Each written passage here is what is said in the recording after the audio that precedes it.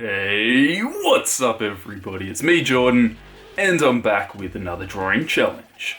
This time, I'm doing a challenge which I actually made up. It's called the Draw with Blood Challenge. And I thought this would be a really good challenge for you guys who maybe can't afford Copics, because all you'll need is a sharp object and a willing participant. Get the sacrifice!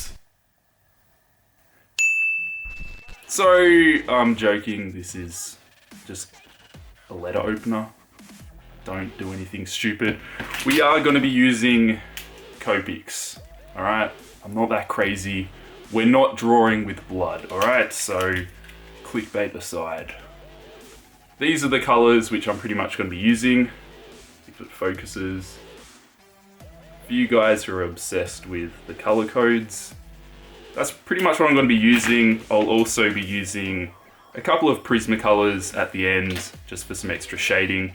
But I thought this would be a really fun challenge to do, just drawing a character fully covered in blood. So it was actually harder than I thought it was going to be. I'll talk more about it in the drawing process, so stick around for that. Also, I'll be reading a Creepypasta story towards the end. So if you guys just want to hear the story, stay tuned for that. I'll be talking a bit about the process and then I'll get on with the story. So I hope you guys enjoy, and let's do it! Before I start colouring, I'm just finishing up the line work, and I tried to keep it really fine for this drawing. There's no real thick lines or anything like that, because by the end of the colouring, I pretty much want the line work to not really be visible, at least not much anyway. I find when I'm doing blood, the less line work, the more realistic it looks. It's easy to get carried away and put in a lot of detail with the line work when it comes to the blood, doing all the drips and everything, but I find it's better just to leave that and do that with the colouring. So that's something I've definitely had to be careful with, tone down the detail when it comes to the blood, and just do it with the Copics. It looks a lot better from my experience anyway.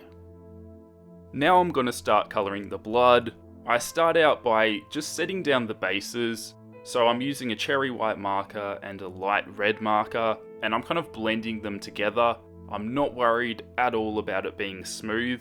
At this stage, you're just worried about getting the base down, and we're going to build on top of that. When I colour blood, I like to really layer it, and that's what gives it a more realistic look, because it actually looks like there's different levels of blood and it's really got that dripping type of look. So you just want to build it up. It's like a painting, like an oil painting almost. And it's a really cool technique which I kind of just developed myself. I'm sure other people have probably done it, but I haven't noticed anyone else really do it like this with Copics anyway. Copics are really interesting because is it a drawing or is it a painting? I don't really know the correct terminology, but when you use this technique, it definitely feels like a painting. There's layers going on, you can see the texture, it's just really fun.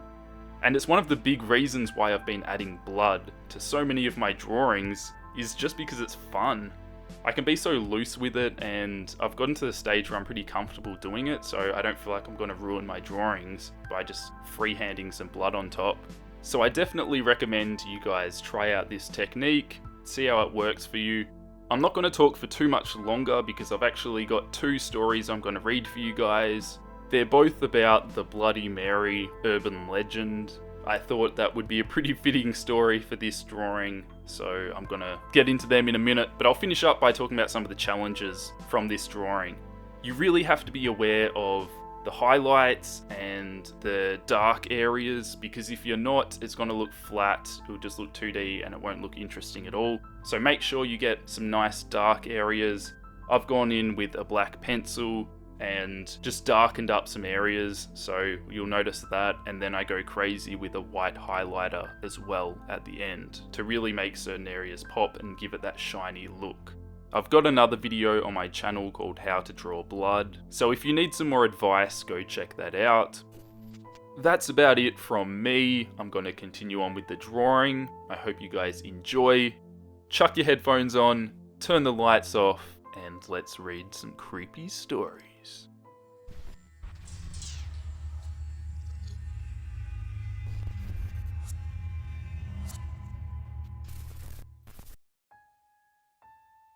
A few weeks ago, I went on a school trip with my classmates.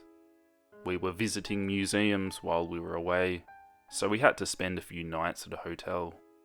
It was bound to be just another boring experience, but this time, that was not the case. When we got back to the hotel on the first night, after a long day of looking at sculptures in old museums, I met a girl named Nicole, who was from another school that was visiting the same museums as us. She introduced me to some of her friends and we actually got along pretty well. So we decided to meet up again in the morning. After a couple of hours, I went back to my room and got ready for bed. It was almost midnight and I was brushing my teeth in the bathroom when I heard the sound of girls laughing through the thin walls.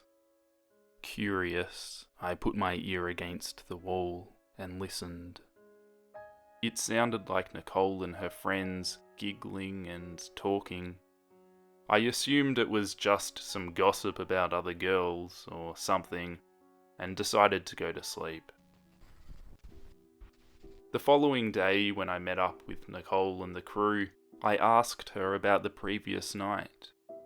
She said they were playing the Bloody Mary Truth or Dare game. It's just like playing Truth or Dare by spinning a bottle, but with a twist, she said.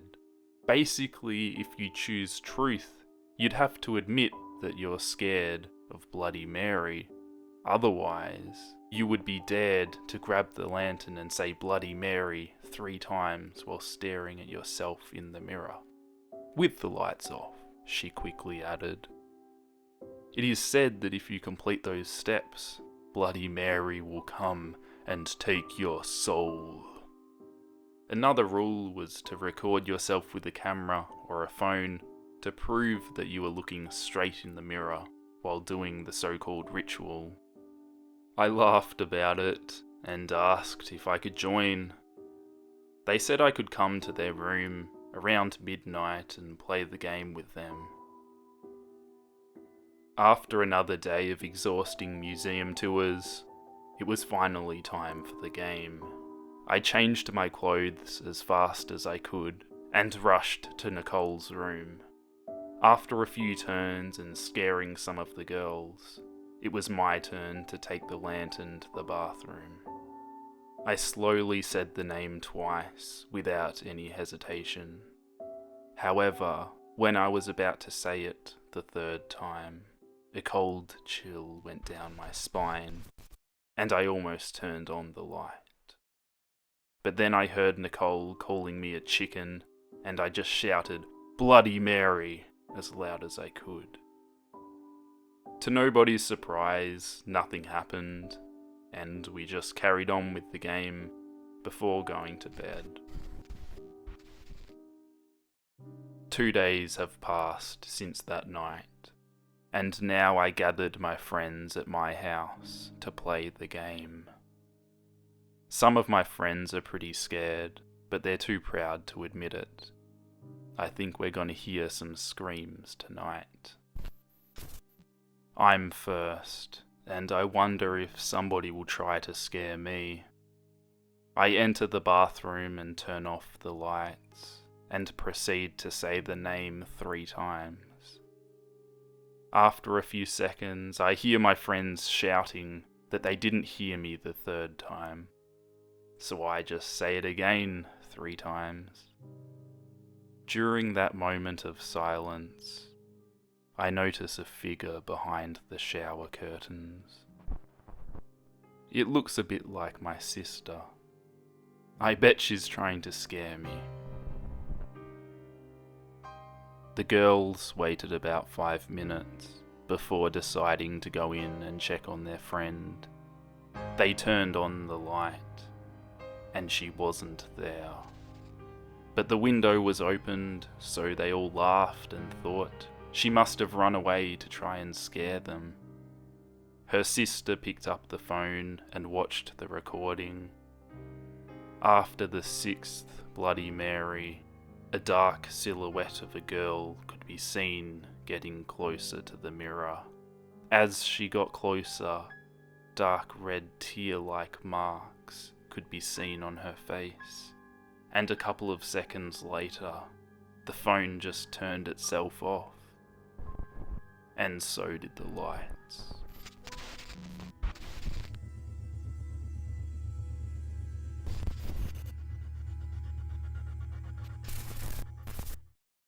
She lived deep in the forest, in a tiny cottage, and sold herbal remedies for a living. Folks living in the town nearby called her Bloody Mary, and said she was a witch. No one dared cross the old crone for fears that their cows would go dry, their food stores rot away before winter, their children take sick of fever, or any number of terrible things that an angry witch could do to her neighbours and their children. Then the little girls in the village began to disappear, one by one. No one could find out where they had gone. Grief-stricken families searched the woods, the local buildings, and all the houses and barns, but there was no sign of the missing girls. A few brave souls even went to Bloody Mary's home in the woods to see if the witch had taken the girls, but she denied any knowledge of their disappearances. Still, it was noted that her haggard appearance had changed. She looked younger, more attractive. The neighbours were suspicious, but they could find no proof that the witch had taken their young ones. Then came the night when the daughter of the miller rose from her bed and walked outside, following an enchanting sound no one else could hear. The miller's wife had a toothache and was sitting up in the kitchen treating the tooth with some herbal remedy when her daughter left the house. She screamed for her husband and followed the girl out the door. The miller came running in his nightshirt.